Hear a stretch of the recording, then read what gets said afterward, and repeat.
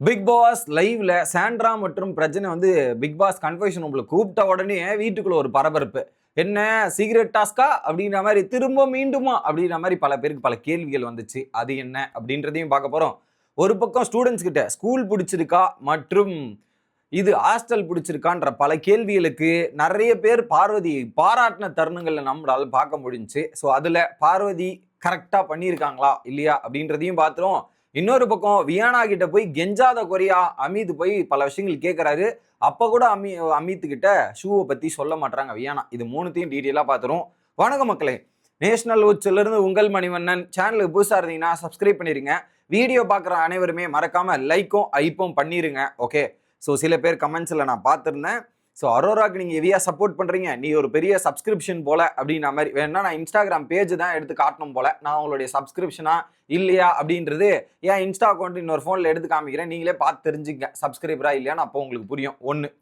ரெண்டாவது, அரோரா பண்ணது தவறு தான், நான் இல்லைன்னே சொல்லலை, அது தவறு தான், அதில் மாற்றுக்கிறதே இல்லை. சாப்பாடு பசிக்குதுன்னும் போது கொடுத்துருக்கலாம். அவங்க பயந்தது என்னன்னா, நம்ம மேல ஆல்ரெடி இங்க ஒரு திருட்டு பட்டம் ஓடிட்டு இருக்கு, என் மேல கட்டிடுவாங்க அப்படின்ற ஒரு பயத்துல அவங்க தடுமாறினது. ஸோ 2-3 வாட்டி கேட்கும் போது கொடுத்துருக்கணும், அது கொடுக்காம போனது அவங்களுக்கு தவறு தான், அதை நான் சொல்லாம இல்லை. ஒன்று.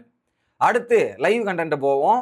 ஒரு பக்கம் சாண்ட்ரா மற்றும் பிரஜனை கன்ஃபெஷன் ரூம்ல கூப்பிட்டு பிக் பாஸ் பேசும்போது என்ன பண்றாங்கன்னா, ஒரு விஷயத்த ரெக்வஸ்ட் பண்ணிட்டு இருந்தாங்க. ஸோ வீடியோ திங்கட்கிழமை நைட்டு வந்து பார்த்தீங்கன்னா, எனக்கு என் குழந்தைங்க ஃபோட்டோ வேணுன்ற மாதிரி எமோஷனலாக பிரேக் டவுன் ஆனாங்களே, அந்த 2 பேரோட குழந்தை ஃபோட்டோவை கொடுத்து அவங்கள வந்து கம்ஃபர்ட் பண்ணி, நீங்கள் இதெல்லாம் ஒன்றும் பிரச்சனை இல்லை, ஃபீல் பண்ணாதீங்க, குழந்தைங்களாம் பக்காவாக இருக்குன்ற மாதிரி 2 ஃபோட்டோவை கொடுத்தாங்க. அந்த ஃபோட்டோ கொடுத்தவொடனே 2 பேரும் கண் கலங்கி ஒரு மாதிரி ஆயிட்டாங்க. ஆனால் இவங்க உள்ளே போனது, இவங்க 2 பேரும் உள்ளே போனாங்களா, பட் வெளியே வந்து பார்த்தா இவங்கெல்லாம் வந்து ஐயோ சீக்கிரட் டாஸ்கா, மீண்டும் சாண்ட்ராவா, ஆஹா கொஞ்சம் உஷாரா இருக்கணுன்ற மாதிரி இப்பயே சீக்கிரட் டாஸ்க்கான டவுட்லாம் வர ஆரம்பிச்சிச்சு. ஸோ அதனால இதுக்கப்புறம் எவன் கன்ஃபெஷன் ரூம் போனாலும் சீக்கிரட் டாஸ்க் அப்படின்ற நினப்புகளும் வீட்டுக்குள்ள பரவ ஆரம்பிச்சிடும். கண்டிப்பா இந்த டாஸ்க்ல ஏதாவது ஒரு சம்பவம் பண்ற மாதிரி பிக் பாஸ் ஒன்று வைப்பாரு.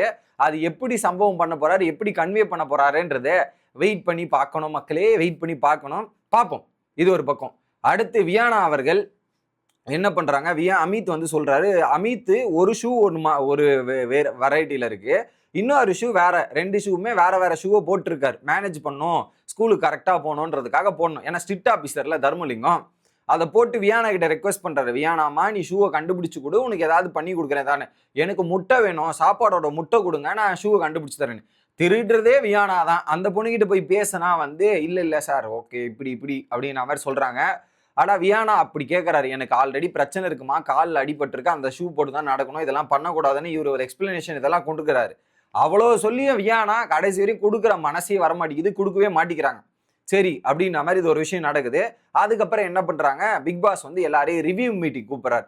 ஸோ என்ன சொல்றாருன்னா, ஸ்கூலா எது பெஸ்டா இருந்துச்சு, ஸ்கூல் பெஸ்டா இருந்துச்சா ஹாஸ்டல் பெஸ்டா இருந்துச்சா அப்படின்றத சொன்னப்ப ஓவராலா பார்க்கும்போது டீச்சர்ஸுக்கு ஸ்கூல்ல ஸ்டூடெண்ட்ஸை மேய்க்கிற வேலை கம்மி தான், ஆனா ஹாஸ்டல்ல இருக்கிற 10 பேரை மேய்க்கிற வேலை அதிகம். ஸோ எக்ஸாக்ட்லி ஒரு பக்கம் சாப்பாடு, வெசல் வாஷிங், இந்த வேலையெல்லாம் பார்த்துட்டு ஸ்டூடெண்ட்ஸை மேய்க்கிறது தான் பெரிய கஷ்டம்.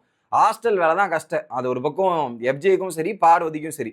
ஃபர்ஸ்ட் விக்ரம் வராரு. விக்ரம் வந்து என்ன சொல்றாருன்னா, டீச்சர்ஸ் என்கேஜ்மெண்ட் ஆக்டிவிட்டீஸ்லாம் சூப்பராக இருந்தது, அவங்க நிறைய என்டர்டைன்மெண்ட் பண்ணி எங்களை என்கேஜ்மெண்ட்டாக வச்சிருந்தாங்க. பட் வார்டனோட என்கேஜ்மெண்ட் ஆக்டிவிட்டீஸ் தாட் ப்ராசஸ்லாம் இல்லை, அவங்களுக்குள்ளேயே சண்டை போடுறதால நான் ஸ்கூலுக்கு தான் பெட்டராக இருந்துச்சு, அந்த சண்டை இல்லைன்னா நான் வார்டனுக்கு கொடுத்துருப்பேன், அதுதான் பெரிய பிரச்சனையா இருக்குன்ற மாதிரி அவருடைய தாட் ப்ராசஸ், என்டர்டைன்மெண்ட், அந்த ஃபோக்கஸில் விக்ரம் வந்து ஸ்கூலுக்கு சப்போர்ட் பண்ணிட்டார். அடுத்து வினோத், தமிழ் மேமோட கிளாஸ் சூப்பராக இருந்துச்சு, மோரல் சயின்ஸும் செம்மையாக எடுத்திருந்தாங்க. பட் என்ன, வார்டன் பிரேக்ஃபாஸ்ட் இன்னுமே தரல, அவங்க வந்து ஃபைட் பண்ணிக்கிட்டே இருக்காங்க, மாற்றி ஒரு ஃபைட் பண்ணி இருக்கிறதால சாப்பாடு எனக்கு வரமாட்டேங்குது, அதனால நானும் ஸ்கூல் சைடு போகிறேன்ற மாதிரி இவரும் ஸ்கூல் பக்கம் போயிட்டார். அடுத்து வியானா, தமிழம்மா சூப்பராக கிளாஸ் எடுத்தாங்க, சூப்பராக இருந்துச்சு, டவுட் எல்லாம் கிளியர் பண்ணாங்க. பிரின்சிபலு மோரல் கிளாஸ் எடுத்தார், ஓகே, ஆனால் இங்கிலீஷ் டீச்சரை பார்த்தா தான் எனக்கு பயமாக இருக்குது. ஸோ அந்த அளவுக்கு பயமாக இருந்து நான் பயந்து நடுங்கிட்டு இருந்த டைமில் வார்டன் வந்து என்னை ஸ்கூலுக்கு போகிறதுக்காக என்கரேஜ் பண்ணாங்க, அதெல்லாம் வந்து எனக்கு சொல்லி கொடுத்தாங்க. வசந்தி அம்மா தங்கன்ற மாதிரி அம்புல ஹேண்டில் பண்ணுறாங்க, எல்லாமே எனக்கு சூப்பராக இருந்தது. டிசிப்ளின் கொண்டு சொல்லி கொடுத்தாங்க. வார்டனும் குட்டி வார்டனும் ரொம்ப ஸ்வீட், குட்டி வார்டன் ரொம்ப ஸ்வீட்டுன்ற மாதிரி சொல்லிட்டு நான் ஹாஸ்டல் தான் பிடிச்சிருக்குன்ற மாதிரி வியானா ஹாஸ்டலுக்கு சொல்லியாச்சு.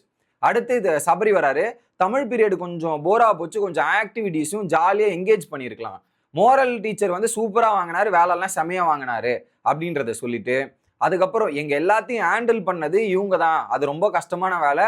Warden ma'am Vasanthi ma'am super. So அந்த கத்தல் மூட்டை மட்டும் கம்மி பண்ணிட்டு ஸ்வீட்டா இருந்து கோவமா மாறிட்டீங்க இப்ப 2வது நாள். அந்த கோவத்தை கண்ட்ரோல் பண்ணிட்டு சாப்பாடை மட்டும் ஃபோக்கஸ் பண்ணியிருந்தீங்கன்னா நல்லா இருக்கும். சாப்பாடுல எனக்கு பெரிய பிரச்சனை இருக்கு. பட் இருந்தாலும் நான் ஹாஸ்டல் சொல்றேன்ற மாதிரி சபரி ஹாஸ்டல் சொல்லிட்டார். அடுத்து அரோரா. ஸோ இதுல வந்து நேத்து டீச்சர்ஸ் வந்து பாடம் ஃபன் ஆக்டிவிட்டிஸ் எல்லாமே சூப்பரா இருந்துச்சு, இன்ட்ரெஸ்டிங்கா இருந்துச்சு. பட் வார்டன் வந்து இங்க ஸ்வீட்டா இருக்கணும். 2 பேரும் மாத்தி சண்டை போடுறீங்க. ஸ்டூடெண்ட்ஸுக்கு ஒரு பெரிய எக்ஸாம்பிள் வார்டன் இப்பெல்லாம் பண்ணக்கூடாதுன்னு எக்ஸாம்பிளா இருக்கணும். ஆனா நீங்களே வந்து ஆங்கர் மேனேஜ்மெண்ட் இல்லாம இருக்கிறது வந்து ரொம்ப தப்பா இருக்கு, கிளீன்லினஸும் கம்மியா இருக்கு அப்படின்ற மாதிரி சொல்லிட்டு அரோராவை போட்டு தள்ளிட்டாங்க. மற்றபடி பார்வதி நேத்து பண்ண விஷயத்துக்கு எல்லாருமே பாராட்டின விஷயம் ஹைலைட் தான். ஏன்னா நானுமே சொல்றேன், நேத்து பார்வதி அந்த 2 இன்சிடென்ட் தான் எனக்கு இன்னுமே அடிக்குது. கமருதீன் கூட இன்சிடென்ட் போகாம இருந்திருந்தா பார்வதி சூப்பரா ஹேண்டில் பண்ணாங்க. நேத்து நைட்டா இருக்கட்டும், அந்த போராட்டமா இருக்கட்டும், எல்லாமே பக்காவா ஹேண்டில் பண்ணாங்க. பட் அந்த கமருதீனோட இன்சிடென்ட் தான் எனக்கு இடிக்குது. ஏன்னா அது வந்து பார்வதி சொன்ன டைலாக் தான் எனக்கு முன்னாடி வரதால பார்வதி ஹைலைட் பண்றதா இருக்கு. எப்படி எஃப்ஜே போயிட்டு வியானா கூட இருந்தது தப்புன்றாங்களோ, நேத்து நைட்டு போயிட்டு இவங்க ஷோல்டர் மேல சாஞ்சாங்களே, கமருதீனோட ஷோல்டர் மேல நான் கால் அமுக்கிறதுலே போலங்க, ஹியூமானிட்டி பேசிஸ்லேயே விட்டுறேன். இன்னொரு பக்கம் அவங்க போயிட்டு ஷோல்டர் மேல சாஞ்சு இருந்தாங்களே, அப்ப அதுவும் தப்பு தானே அப்படின்ற பாயிண்ட்லாம் நான் நிக்கிறேன். இது ஒண்ணு. அடுத்து அரோரா. ஸோ டேபிள்ல வந்து ஃபர்ஸ்ட் டேலேயே வந்து தமிழ் கிளாஸ் பிடிச்சிருந்தது, மாரல் சைஸுமே எல்லாமே சூப்பரா இருந்தது. பட் இங்க வந்து எவ்வளவு சேட்டைகள் பண்ணாலும் அந்த வசந்தி வந்து எங்களை ஹேண்டில் பண்ணதெல்லாம் சூப்பர். பட் இந்த கூட இருக்கிற அசிஸ்டன்ட் தான் கொஞ்சம் ப்ரெஷரா இருக்காரு போல. நேத்து நைட்லாம் ஓகே, நீ காலில இருந்து ஹைஜின்லாம் சரியில்லை அப்படின்ற மாதிரி ஹைஜின். அடுத்து கமருதீன். ஸ்கூல்ல வந்து கனி பேச விட்டு கொஞ்சம் லிமிட்டேஷன் பண்ணிட்டாங்களோ அப்படின்ற மாதிரி இருக்கு. இன்னொரு பக்கம் சேட்டைகளை ஹேண்டில் பண்ண இவருமே சூப்பர் பிரஜன். பிடி பீரியட் எங்களுக்கு வேணும் ரிஃப்ரெஷ் ஆகிறதுக்கு அப்படின்னு சொல்லிட்டு வார்டனுக்குள்ள கோஆபரேஷன் இல்லை, 2 பேரும் அண்டர்ஸ்டாண்ட் பண்ணணும், 2 பேரும் 10 பேர் ஹேண்டில் பண்றது கொஞ்சம் இதுவா இருக்கும், நம்மளும் என்கேஜ்மெண்ட் பண்ணா கரெக்டா இருக்கும்ன்ற மாதிரி கமருதீனும் வார்டன் பக்கம் வந்துட்டார், ஹாஸ்டல் பக்கம். அடுத்து சாண்ட்ரா போயிட்டு எனக்கு ஹாஸ்டலும் பிடிக்கும் ஸ்கூலும் பிடிக்கும். ஏன்னா இந்த மாதிரி ஸ்கூல்ல வந்து எந்த ஒரு பனிஷ்மெண்ட்டும் கிடையாது, எதுவுமே கிடையாது, அவ்வளவு ஸ்ட்ரிக்ட் கிடையாது. நான் ஜாலியா என்ஜாய் பண்ணிட்டு இருக்கேன்றதால நான் ஸ்கூல் பக்கம். அவங்க ஈக்குவலா சொல்லிட்டு 1% முன்னாடி ஸ்கூல். அடுத்து திவ்யா. ஸோ தமிழ் ரொம்ப பிடிச்சிருந்தது. பிரின்சிபலும் ஓகே தான். பிரின்சிபல் அவ்வளோ ஸ்ட்ரிக்டாகவே இல்லை, ஜாலியாக இருக்காரு. பட் ஹாஸ்டல் லைஃப்னும் போது நான் இது வரைக்கும் ஹாஸ்டல் ஸ்டூடெண்ட்ஸே இல்லை, ரொம்ப எக்ஸைட்மெண்ட்டாக இருந்தேன். பட் ஒரு சில பிளேசஸில் வந்து வார்டனுக்குள்ள அந்த ப்ரெஷரை ஹேண்டில் பண்ணாமல் பிரச்சனைகள் இருக்கு, அதனால நான் ஸ்கூல் பக்கம் கொடுக்குறேன்ற மாதிரி திவ்யாவும் ஸ்கூல் கொடுத்துட்டாங்க. அடுத்து ரம்யா வந்தாங்க.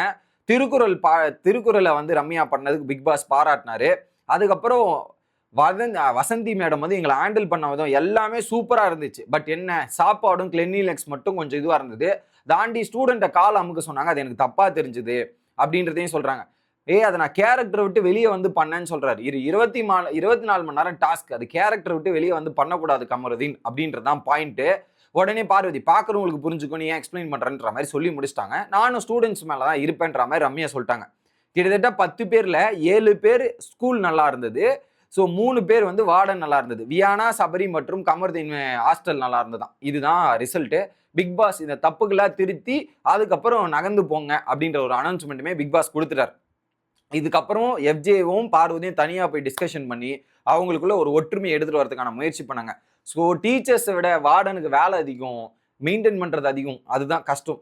ஆனால் அதில் 2 பேருக்கும் ஒரு மேஜர் ஃபால்ட்டாக இருக்கிறது என்னன்னா, ஒரு பாயிண்ட்ல பார்வதி ஒரு கன்சிடரேஷன் கொடுக்கலாம். என்னன்னா, பார்வதி எல்லாரையும் ஈக்குவலா ஹேண்டில் பண்ற மாதிரி எல்லா ஸ்டூடெண்ட்ஸும் ஒரே மாதிரி கன்சென்ட்ரேஷன் பண்ணி ஒரு விஷயத்த பண்றாங்க. ஆனா எஃப்ஜே இருக்காரு பாத்தீங்களா, அவருக்கு இருக்கிற ஒரே ஸ்டூடெண்ட் வியானா ஸ்டூடெண்ட் மட்டும் தான். வியானா கிட்ட மட்டும் தான் அதிகமா டைம் ஸ்பெண்ட் பண்றாரு.